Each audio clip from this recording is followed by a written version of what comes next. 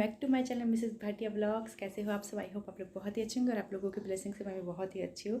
तो नहा कर पूजा वूजा करके सब कुछ करके हो गई हूँ फ्री। टीके से पता चल रहा होगा और दिखाई देती हूँ अभी जस्ट उठी हूँ पूजा पाठ करके। तो देखो आज वापस से मैंने पूरे टाइल्स की सफाई की और सभी भगवान के फ़ोटो जितने भी हैं उन सबको अच्छे से पोछा, क्लीन किया।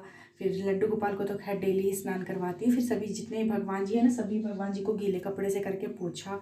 बहुत ज़्यादा टाइम लग गया मुझे, आधा घंटा से ऊपर लग गया मुझे। आई थिंक 40-45 मिनट लग गए। तो इसीलिए, और क्योंकि ना 3-4 दिन में करते रहना पड़ता है, कपूर वगैरह जलाती हूँ और धूप जलाती हूँ ना तो बहुत ही काला काला उड़ता है।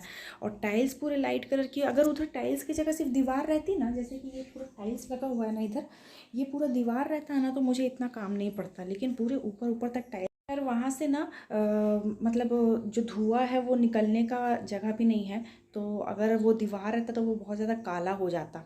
मैं आपको ऊपर का दीवार दिखाती हूँ। देखो ये टाइल्स यहाँ तक गई हुई और इधर के दीवार देखो कितने काले हो गए ना। तो अगर मान लो ये वाला दीवार पूरा इधर भी रहता तो टाइल्स है इसलिए पुछ जाती है, लेकिन अगर दीवार रहता तो वो तो नहीं पोंछ पाती मैं। तो उसी तरीके से ये पूरा हो जाता, फिर बहुत गंदा दिखता। तो थोड़ा मेहनत है, लेकिन ये है कि पूजा रूम फिर बहुत सुंदर दिखता है टाइल्स की वजह से। और एक बार पोंछ दो तो चमक जाता है टाइल्स पूरा। तो पूजा करते करते ना मुझे भूख इतनी ज़ोर से लग रही थी, इतना पेट गुड़गुड़ कर रहा है ना कि मैं क्या ही बोलूँ। तो हेयर वॉश करके नहाना था और आज बहुत सारा काम हो गया मेरा, क्योंकि वॉश बेसिन, जिधर वॉशिंग एरिया का वॉश बेसिन है वो भी मैंने आज वॉश किया। तो उसकी वजह से ना मैं आपको नाखून अपने दिखाती हूँ, ऐसा हो गया ना कि मैं क्या बोलूँ, एकदम तो दर्द भी हो रहा है इसी वजह से।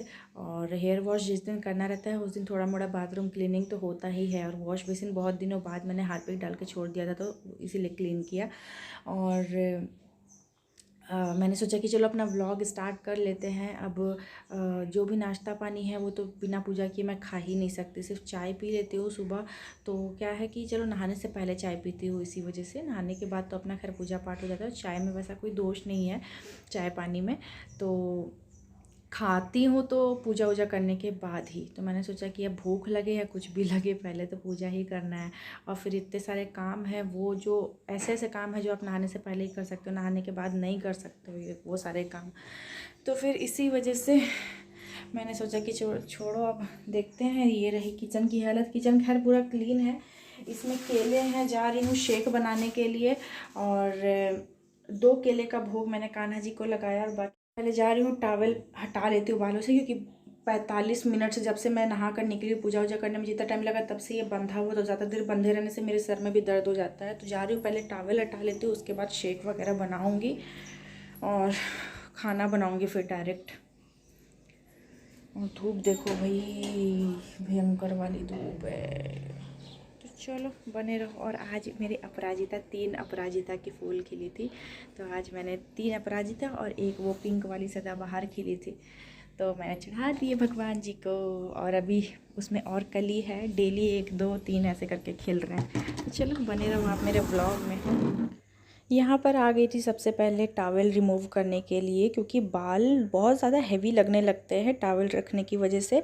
और जब तक फिर अपना काम करूँगी तो बाल सूख भी जाएंगे। और आजकल हेयर फॉल इतने ज़्यादा हो रहे हैं कि मैं क्या ही बताऊँ। पहले पता नहीं मेरे इतने ज़्यादा हेयर फॉल नहीं होते थे जितना अभी हो रहा है। अभी आई थिंक 2-3 महीने से बहुत ज़्यादा मैं परेशान हूँ अपने बालों की वजह से। कंघी करो तो गुच्छे में आते हैं, शैम्पू करो तो गुच्छे में आते हैं, और अभी देखो फिर हाथों में अभी भी कितने आ रहे हैं। मतलब मैं क्या ही बोलूँ, कुछ भी होम रेमेडी वगैरह कुछ भी सूट नहीं करता है। और ज़्यादा ऑयलिंग वगैरह भी मैं नहीं करती हूँ इसी डर से, क्योंकि जिस दिन ऑयलिंग करो ना उस दिन जितने डेली बेसिस पे टूटते हैं उससे 2 गुना ज़्यादा टूटते हैं ऑयलिंग करने पे। इसलिए मैं थोड़ा स्किप कर देती हूँ कभी कभी।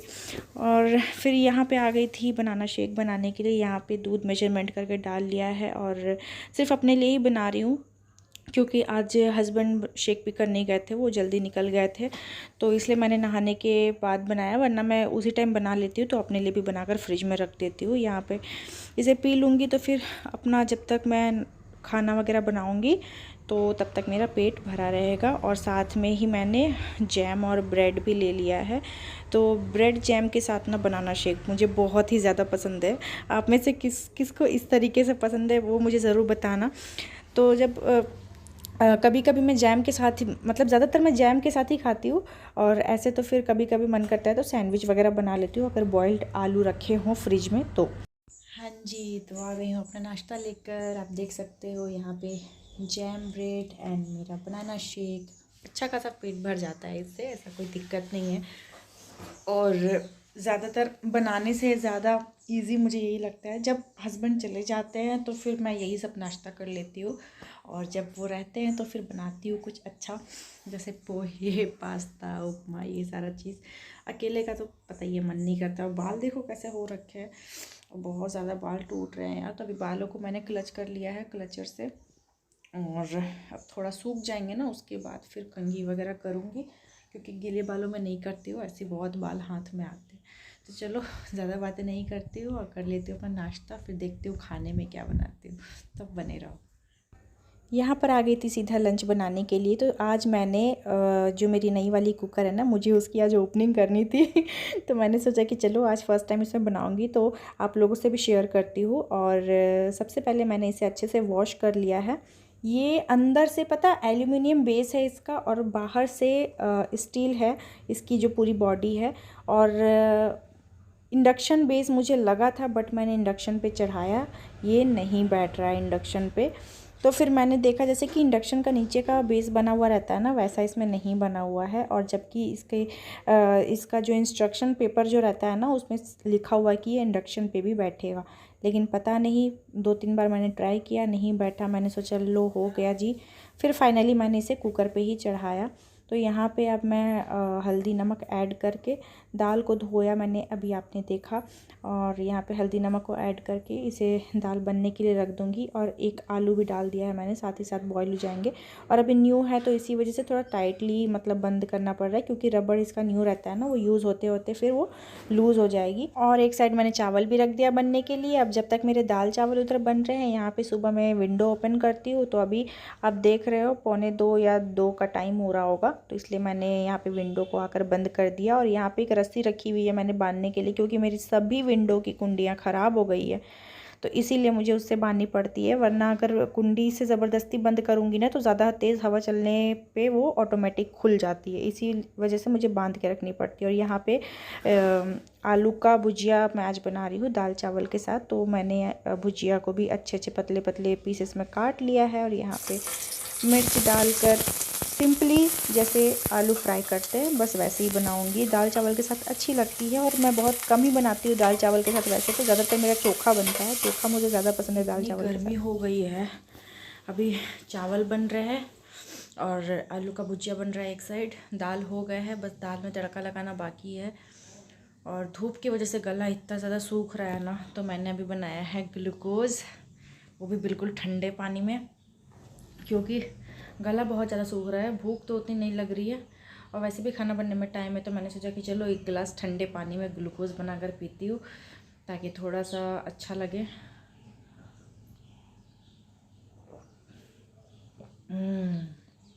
गर्मियों में तो मेरा पूरे गर्मी बनाना शेक तो मेरा ठंड और गर्मी खैर हमेशा चलता है, ग्लूकोज़ हमेशा चलता है पूरे गर्मी, और नींबू पानी।